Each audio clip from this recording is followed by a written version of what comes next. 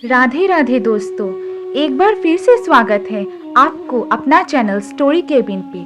आज हम जानेंगे ऐसा क्या चमत्कार होता है सुबह 4 बजे। आखिर क्या रहस्य छुपा है ब्रह्म मुहूर्त में। तो चलिए देर ना करते हुए वीडियो को शुरू करते हैं।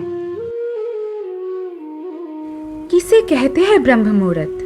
ब्रह्म का मतलब परम तत्व या आत्मा, मुहूर्त यानी अनुकूल समय। 24 घंटे में 30 मुहूर्त होते हैं। 30 मुहूर्त में 8 प्रहर होते हैं। ब्रह्म रात्रि का चौथा प्रहर होता है। चौथा प्रहर उषा नाम से है। 8 प्रहर के नाम हैं दिन के 4 पूर्वाह्न, मध्याह्न, अपराह्न और सायकाल। रात्रि के 4 प्रहर है प्रदोष निशित, त्रियामा एवं उषा।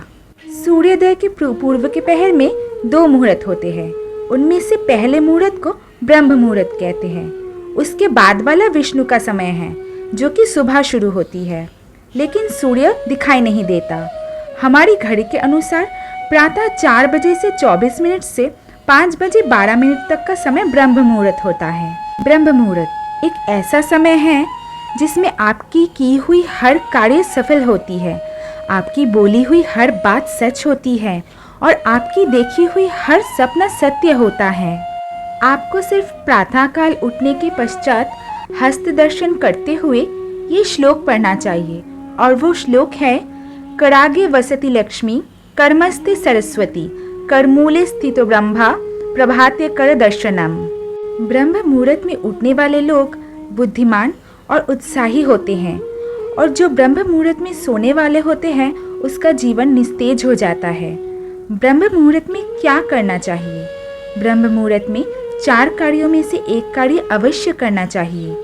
पहला संध्या वंदन, दूसरा ध्यान, तीसरा प्रार्थना और चौथा अध्ययन। वैदिक रीति से की गई संध्या वंदन सबसे उचित है। उसके बाद ध्यान, फिर प्रार्थना।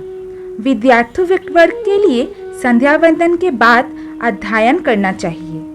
अध्ययन के लिए ये समय सबसे उत्तम माना गया है। ब्रह्म मुहूर्त में उठने का पौराणिक महत्व है। इस समय संपूर्ण वातावरण शांतिमय और निर्मल होता है। देवी देवता इस काल में विचरण कर रहे होते हैं। प्रमुख मंदिर के पट भी ब्रह्म मुहूर्त में खोल दिए जाते हैं तथा भगवान का श्रृंगार और पूजन भी ब्रह्म मुहूर्त में किए जाने का विधान है। जल्दी उठने में सौंदर्य, बल, विद्या और स्वास्थ्य की प्राप्ति होती है। ये समय ग्रंथ रचना के लिए उत्तम माना गया है। वाल्मीकि रामायण के मुताबिक माता सीता को ढूंढते हुए श्री हनुमान ब्रह्म मुहूर्त में ही अशोक वाटिका पहुंचे थे। ब्रह्म मुहूर्त हिंदू धर्म में आध्यात्मिक और मानसिक रूप से सर्वोत्तम माना गया है, परंतु कुछ काम ऐसे भी हैं जिन्हें ब्रह्म मुहूर्त में भूलकर भी नहीं करना चाहिए। पहला, नकारात्मक विचार। धार्मिक मान्यताओं के अनुसार जो व्यक्ति ब्रह्म मुहूर्त में नकारात्मक विचार या बुरे ख्याल अपने मन में लाते हैं तो उसका असर व्यक्ति के पूरे दिन पर दिखाई देता है। ब्रह्म मुहूर्त में आने वाले नकारात्मक विचार से व्यक्ति के पूरे दिन तनाव से घिरा रहता है। दूसरा, ना करे किसी भी चीज का सेवन। धार्मिक मान्यताओं के अनुसार किसी भी व्यक्ति को ब्रह्म मुहूर्त में उठकर भूलकर भी किसी भी तरह की खाद्य सामग्री का सेवन नहीं करना चाहिए। तीसरा, ना करे दुर्व्यवहार। धार्मिक मान्यताओं के अनुसार ब्रह्म मुहूर्त में भूलकर भी किसी के साथ दुर्व्यवहार या किसी का अनादर नहीं करना चाहिए। ऐसा करने से आपके जीवन में अनेक तरह की समस्याएं पैदा हो सकती है। चौथा, ना करे ये गलती। धार्मिक शास्त्रों के अनुसार ब्रह्म मुहूर्त में भूलकर भी प्रणय संबंध नहीं बनाना चाहिए। इस समय आँख खुलते ही भगवान की भक्ति में लीन होना सर्वोत्तम माना गया है। ब्रह्म मुहूर्त एक व्यक्ति के जीवन में कितना महत्वपूर्ण है, चलिए ये मैं आपको एक छोटी सी कहानी के माध्यम से समझाती हूँ। इस कहानी से मिलने वाली शिक्षा अगर कोई अपने जीवन में 21 दिन तक अपनाता है तो वो अपने सपनों को साकार कर सकती है और उसे ब्रह्मांड से विशेष मदद मिलने लगती है और उसके साथ ही वो बुद्धिमान और स्थिर बन जाता है। तो चलिए कहानी शुरू करते हैं। एक बार की बात है, एक नगर में एक लड़का रहता था। वो लड़का अच्छा था, लेकिन उसकी एक खराब आदत थी। वो देर तक सोता रहता था। जब वो छोटा था, उसके परिवार वालों ने सोचा जब वो बड़ा हो जाएगा उसकी इस आदत में सुधार आ जाएगी। पर जैसे जैसे वो लड़का बड़ा होता गया, उसकी ये आदत और भी गहरी होती गई। दुनिया इधर की उधर हो जाए, लेकिन वो लड़का सुबह 9 बजे से पहले उठ नहीं पाता था। उसकी इस आदत की वजह से उसका पापा बहुत ही परेशान रहता था। उस लड़के को ढेरों नकारात्मक शक्तियों ने घेर लिया था। वो सबको पलटकर जवाब देता था, दिन भर उदास रहता था और इसका असर उसके स्वास्थ्य पर भी पड़ रहा था। फिर एक दिन की बात है, उसके पिता को एक सन्यासी के बारे में पता चला, तो उसके पिता ने तुरंत ही अपने बेटे की समस्या को लेकर उस सन्यासी के पास जा पहुंचा। उस सन्यासी के पास जाकर उसके पिता ने बड़े ही विस्तार पूर्वक अपने बेटे की समस्या के बारे में बताया। तो उस सन्यासी ने कहा, तुम अपने बेटे को कल इस आश्रम में लेके आओ। उन्होंने बेटे को अपने पास बुलाया और कहा, तुम्हारे सारे मित्र जीवन में सफलता प्राप्त कर चुके हैं, क्या तुम सफल नहीं होना चाहते? बेटे ने कहा, जरूर पिताजी, परंतु जब भी मैं अपने मित्रों से उनके सफलता का रहस्य पूछता हूँ तो वो मुझे कुछ नहीं बताते।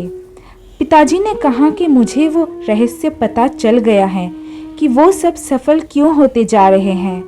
लड़के ने कहा कि क्या पता चल गया है पिताजी? पिताजी ने कहा, कल सुबह तुम्हें एक सन्यासी के आश्रम में जाकर उनसे मिलना है। यदि तुम समय पर वहाँ पर पहुँच गए तो वो सन्यासी तुम्हें एक ऐसा मंत्र बताएंगे कि तुम सफल हो जाओगे।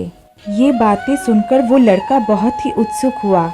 जीवन में पहली बार उसने रात्रि जागरण किया, किंतु थोड़े ही समय में उसको नींद आ गई और वो सो गया। अगली सुबह जब वो उठा तो पता लगा कि सन्यासी से मिलने का समय समाप्त हो चुका था। फिर पिता ने लड़के को कहा कि तुम जीवन में कभी सफल नहीं हो पाओगे, जाओ जाकर सो जाओ। ये सुनकर लड़के को बहुत ही दुख हुआ। उसने जानबूझकर अपने हाथों में एक छोटा सा घाव बना लिया ताकि वो दर्द के कारण रात भर सो ना पाए। उसने जीवन में पहली बार सूर्योदय देखा और सुबह होते ही वो आश्रम में सन्यासी से मिलने चला गया।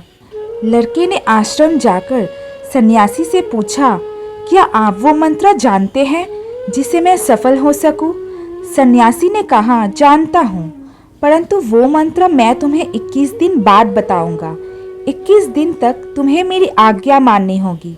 तब तक मैं तुम्हें जो भी कार्य बताऊंगा तुम्हें वो करना होगा। यदि तुम असफल हुए और कार्य के बीच में तुम्हारा संकल्प टूट गया तो वो मंत्र तुम्हारे ऊपर असर नहीं होगा। दृढ़ निश्चय के साथ उस लड़के ने कहा कि मुझे आपकी सारी आज्ञा स्वीकार है, मुझे केवल और केवल उस मंत्र के बारे में जानना है। सन्यासी ने कहा, ठीक है, अब से तुम इस आश्रम में ही निवास करोगे। कल से तुम्हारा कार्य शुरू होगा। इस आश्रम में सबकी तरह तुम भी ब्रह्म मुहूर्त में उठोगे, ध्यान करोगे, तप करोगे और इस आश्रम के सारे कामों में सहायता करोगे। किंतु ध्यान रहे, ये संकल्प टूटना नहीं चाहिए।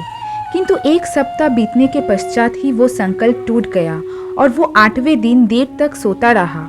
जब वो जागा तो रोते हुए सन्यासी के पास पहुंचा और बोला, गुरुदेव, मेरा संकल्प टूट गया है, अब मैं जीवन में कभी सफल नहीं हो पाऊंगा। सन्यासी ने लड़के को समझाते हुए कहा, एक बार फिर से शुरुआत करो, फिर से संकल्प करो। लड़के ने सन्यासी से प्रश्न किया, हे गुरुदेव, सुबह उठना इतना आवश्यक क्यों होता है और यहाँ पर सभी लोग इतनी सुबह क्यों उठ जाते हैं? सन्यासी ने लड़के को समझाते हुए कहा कि सुबह ब्रह्म मुहूर्त में उठने के पीछे बहुत बड़ा विज्ञान छुपा हुआ है। रात्रि को 4 प्रहर में बांटा गया है। पहला रुद्रकाल, जिसका समय शाम 6 बजे से लेकर रात 9 बजे तक होता है। दूसरा राक्षस काल, जिसका समय रात 9 बजे से लेकर 12 बजे तक होता है। तीसरा गंधर्व काल, जिसका समय रात्रि 12 बजे से लेकर 3 बजे तक होता है। सबसे अंत में जो प्रहर आता है उसे मनोहर काल कहते हैं। इस समय को ब्रह्म मुहूर्त और अमृत वेला के नाम से भी जाना जाता है। इसका समय 3 बजे से सुबह 6 बजे तक होता है। ये वो समय है जब पूरे संसार की नकारात्मक शक्तियाँ निष्क्रिय अवस्था में होती हैं और सकारात्मक शक्तियाँ सक्रिय होती है। इस समय देवता धरती में विचरण कर रहे होते हैं और जागृत मनुष्यों में बड़ा ही सकारात्मक प्रभाव पड़ता है। ब्रह्म मुहूर्त एक ऐसा समय होता है जब मनुष्य का मस्तिष्क बिल्कुल खाली होता है और जब उस समय व्यक्ति पाठ का अध्ययन करता है तो उन्हें सब कुछ जल्दी जल्दी याद हो जाता है और ये लंबे समय तक याद भी रहता है। ये एक ऐसा समय है जब हम ज्ञान को समझने की प्रयास करते हैं। इसलिए इस आश्रम के सभी शिष्य और संसार के बहुत सारे ज्ञानी लोग ब्रह्म मुहूर्त में ही उठ जाते हैं। उस लड़के ने कहा, ठीक है, कल से मैं अपना संकल्प फिर से शुरू करता हूँ, परंतु ब्रह्म मुहूर्त में उठकर मुझे क्या क्या करना चाहिए। तब उस सन्यासी ने कहा, मैं तुम्हें बताता हूँ ब्रह्म मुहूर्त में उठकर क्या और कैसे करना चाहिए। सबसे पहले उठकर धरती पर पांव रखने से पहले धरती को प्रणाम करो। फिर अपने हथेली को देखो और ईश्वर को धन्यवाद दो कि उन्होंने तुम्हें आज का सूर्योदय देखने का अवसर दिया। इसके बाद नित्य कर्म और स्नान करने से केवल शरीर ही नहीं, मन का शुद्धता भी बढ़ती है। स्नान करने के पश्चात ध्यान की प्रक्रिया होती है। ब्रह्म मुहूर्त की ध्यान प्रक्रिया की अवधि 21 दिन तक होती है। इस विधि का उपयोग तब किया जाता है जब आप अपनी कोई मनोकामना की पूर्ति चाहते हैं। ये एक ऐसा समय होता है जब व्यक्ति अपनी आज्ञा चक्र को सक्रिय करने का काम करते हैं। अगर इस आज्ञा चक्र पर केंद्रित किया जाए और अपनी मनोकामना बार बार दोहराया जाए तो मात्र 21 दिनों के भीतर ही वो पूर्ण हो जाते हैं। स्नान करने के बाद एक ऐसा स्थान चुनें जहां वायु की प्रवेश हो। ध्यान की मुद्रा में रीढ़ की हड्डी और गर्दन सीधी होनी चाहिए। सुखासन की अवस्था में दोनों हाथों को घुटनों में रखकर आंखें बंद कर सीधे होकर बैठ जाए। हाथ की मुट्ठी को बंद कर ले और 2-3 मिनट तक शांत होकर बैठ जाए। तब उसके बाद आपका सारा ध्यान अपनी आज्ञा चक्र पर लगाए। लंबी गहरी सांस ले और सांस को रोक कर रखे। इस समय अपनी इच्छा को मन ही मन बार बार दोहराए और मन की आंखों से अपने इष्ट देवता, देवी देवता और गुरुओं का चिंतन करें। जब सांस को रोकना कठिन हो जाए तब धीरे धीरे सांस को बाहर की ओर छोड़े। सांस को नाक से भरे और मुख से छोड़े। इस प्रक्रिया को आपको 3 से 4 बार प्रतिदिन करना है। इस प्रक्रिया को करने से आपकी इच्छा आपके अवचेतन मन तक अवश्य पहुंच जाएगी और इच्छा पूर्ति जल्दी ही होगी। इस प्रक्रिया को करने से हमारी आज्ञा चक्र सक्रिय होता है और हमारी आज्ञा का पालन करता है। ब्रह्म मुहूर्त के समय ईश्वर की विशेष कृपा होती है। इसलिए अगर कोई व्यक्ति ब्रह्म मुहूर्त में अपनी इच्छा को बार बार दोहराता है तो वो इच्छा ईश्वर जरूर पूर्ण करते हैं। इस प्रकार सन्यासी ने उस लड़के को ब्रह्म मुहूर्त का महत्व बताया। अगले 21 दिनों तक उस लड़के ने बड़े ही मन के साथ इस प्रक्रिया को अपनाया। अब वो लड़का बड़े ही अनुशासित और शांत स्वभाव का व्यक्ति बन चुका था। फिर उस लड़के ने 21 दिनों का संकल्प पूरा कर लेने के बाद सन्यासी के पास गया और प्रश्न किया, हे गुरुदेव, मैंने अपना 21 दिनों का संकल्प पूरा कर लिया है। अब मुझे वो सफल होने का मंत्र बताइए। सन्यासी ने मुस्कुराते हुए कहा, पिछले 21 दिनों से जो अभ्यास तुम करते हुए आ रहे हो वही तुम्हारा सफल होने का मंत्र है। जो व्यक्ति ब्रह्म मुहूर्त में उठकर ध्यान प्रक्रिया को करते हैं वो जीवन में कभी असफल नहीं हो सकते। तुम्हें ब्रह्म मुहूर्त का रहस्य पता चल चुका है। अब इसे जीवन पर्यंत करो। तुम्हें जीवन में लक्ष्य और सफलता दोनों प्राप्त होंगे। उस लड़के ने सन्यासी को धन्यवाद दिया और ब्रह्म मुहूर्त के नियमों का पालन जीवन पर्याप्त करने का वादा भी किया। तो मित्रों, अब तो आपको पता चल गया होगा कि ब्रह्म मुहूर्त क्या है। आयुर्वेद के अनुसार इस समय बहने वाले वायु चंद्रमा से प्राप्त अमृत कणों से युक्त होने के कारण हमारे स्वास्थ्य के लिए अमृत तुल्य होते हैं। ये वीर वायु कहलाते हैं। ब्रह्म मुहूर्त में किया गया स्नान सर्वश्रेष्ठ फल देता है। स्नान करते समय अगर ब्रह्म परमात्मा का चिंतन करे तो ये ब्रह्म स्नान कहलाता है और अगर देव नदियों का स्मरण करे तो ये देव स्नान कहलाता है। आशा करते हैं कि ये वीडियो आपको अच्छी लगी होगी। अगर ये वीडियो आपको अच्छी लगी हो तो हमारे चैनल स्टोरी केबिन को लाइक, शेयर एंड सब्सक्राइब करना ना भूलें। तब तक के लिए राधे राधे।